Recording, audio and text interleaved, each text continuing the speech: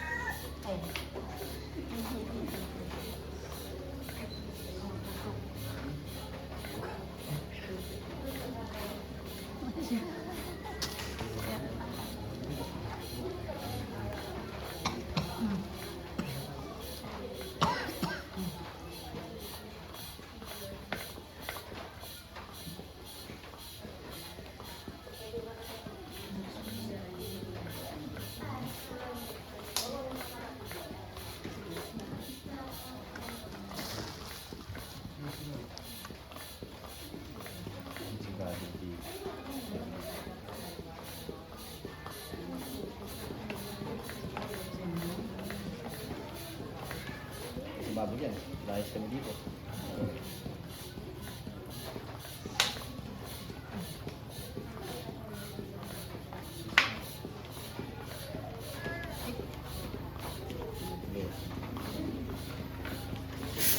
Okay.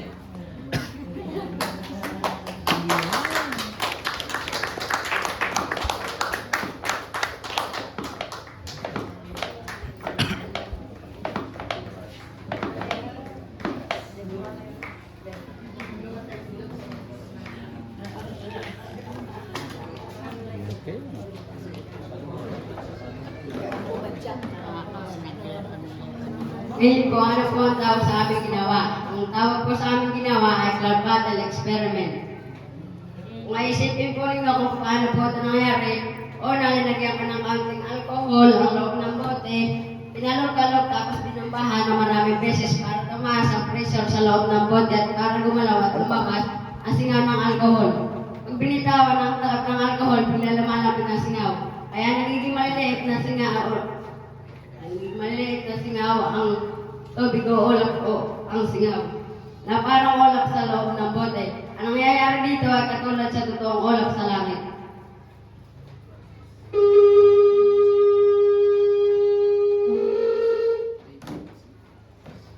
Kapag umuulan, umaakyat ang singaw ng tubig mula sa ilog, dagat at lupa. Pagkatapos, lumalamig ito sa itaas ng hangin, at ito ay evaporation. Pagkatapos, kapag nagiging maliit na patak ang nagkasama, umupo ito ng mga ulap, at ito ay condensation. Kapag maraming patak ang nagkasama, mabagsak ito bilang ulan ng halaga para sa mga halaman, hayop at tao. At ito naman ay precipitation. Simpleng experiment na ito nakita natin kung paano nabubuo sa bote. At natututo rin tayo kung paano nabubuo ang evaporation, condensation, at water cycle.